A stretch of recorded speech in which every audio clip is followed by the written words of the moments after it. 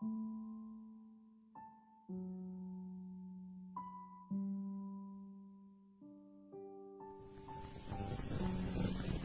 bersyukur kepada Tuhan. Sebenarnya yang kita peringati pada hari ini adalah Yohanes 3:16, di mana dikatakan karena demikian Allah mengasihi isi dunia ini sehingga dikaruniakannya anaknya yang tunggal itu, supaya barang siapa yang percaya kepadanya tidak binasa, melainkan beroleh hidup yang kekal. Barang siapa yang percaya kepadanya, siapa saja yang percaya kepadanya, siapa saja termasuk kita semua yang berhimpun di sini, apapun latar belakang saudara, suku, agama saudara, berita bagi saudara, Allah Bapa mengasihi saudara dan Dia tidak ingin saudara binasa. Dia mau supaya saudara sampai kepada hidup yang kekal. Oleh sebab itu Dia mengirimkan anaknya ke dunia ini, lahir menjadi manusia. Itulah Dia Tuhan Yesus Kristus, supaya barang siapa yang percaya kepadanya tidak binasa, melainkan beroleh hidup yang kekal. Tidak binasa, tidak binasa, melainkan beroleh hidup yang kekal. Jadi ada dua perkara. Ada manusia ini yang akan binasa, ada yang beroleh hidup yang kekal. Tetapi biarlah kita mengerti, pengertian binasa di sini bukanlah mati dan lenyap, tidak. Binasa maksudnya di sini hukuman yang kekal. Tidak 100 tahun, tidak 200 tahun, tidak 1000 tahun. Tidak ada tertulis dalam Alkitab sesudah manusia ini 1000 tahun dihukum dalam neraka, kemudian Tuhan murah menyucikannya lalu kembali ke sorga. Tidak ada.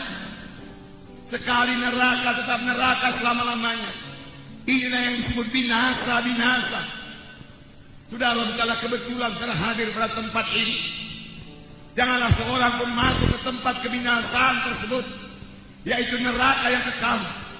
Percaya atau tidak percaya, neraka ada. Sudah ada. Bahkan sudah banyak orang ke neraka. Jangan ditambahi lagi. Rebut jiwa-jiwa. Bawa dia ke surga. Bawa dia ke surga. Tapi di samping neraka ada surga yang kekal. Surga selama-lamanya, selama-lamanya. Selama-lamanya senang. Di surga tidak ada kebinasaan. Di surga tidak ada penyakit, tidak ada kesusahan, tidak ada setan. Tuhan menyediakan surga bagi saudara. Tuhan menyediakan surga bagi kita sekalian yang berhimpun di sini. Dan Tuhan menghendaki semua kita memiliki hidup yang kekal. Amin. Karena firman Tuhan berkata, tidaklah ia gemar seorang pun binasa, tetapi supaya sekaliannya sampai kepada pertobatan. Tuhan tidak suka seorang pun ke neraka. Neraka diciptakan bukan untuk tempat manusia. Neraka diciptakan untuk tempat setan. Tetapi pengikut-pengikut setan, orang-orang berdosa yang tidak mau bertobat, yang cinta kepada dosanya, yang cinta kepada kegelapan, yang cinta kepada kuasa-kuasa kegelapan, tidak akan mewarisi hidup yang kekal, tapi beroleh hukuman yang kekal. Jadi yang kita peringati pada hari ini, Yohanes 3:16 digenapkan Tuhan. Firman Tuhan berkata, sebagai anak-anak Tuhan bahkan kita harus mengetahui dengan pasti apakah kita sudah selamat atau belum, apakah kita sudah lahir baru atau belum. Dan kita harus mengetahui dengan pasti kalau kita mati kemana. Kalau kita mati sebagai anak-anak Tuhan, firman Tuhan berkata kita ke surga, di bawah Allah bersama-sama dengan Dia. Kalau kita hidup dalam Tuhan dan mati dalam Tuhan. 1 Tesalonika berkata mengenai orang yang mati, janganlah kamu bodoh, biarlah kamu mengetahui semua orang yang mati dalam Tuhan di bawah Allah besertanya. Keselamatan ditentukan oleh hubungan pribadi kita dengan Yesus. Keselamatan jiwa, keampunan dosa, lahir baru, hidup yang kekal, semua itu sejalan, bukan ditentukan oleh pencatatan nama di gereja. Firman Tuhan berkata dalam 1 Yohanes pasal 5 ayat 11 dan 12 dikatakan, Dan inilah kesaksian itu. Allah telah mengaruniakan hidup yang kekal kepada kita. Dan hidup itu ada di dalam Anaknya. Barang siapa memiliki anak, ia memiliki hidup. Barang siapa tidak memiliki anak itu, ia tidak memiliki hidup. Semuanya yang dituliskan kepadamu supaya kamu yang percaya kepada nama anak Allah itu tahu ataupun mengetahui bahwa kamu memiliki hidup yang kekal. Di sini dikatakan, inilah kesaksian itu. Allah telah mengaruniakan hidup yang kekal kepada manusia ini. Tetapi siapakah yang selamat? Siapakah yang menerima karunia itu? Di sini dikatakan, barang siapa memiliki anak. Anak ditulis dengan huruf besar. Maksudnya bukan keturunan.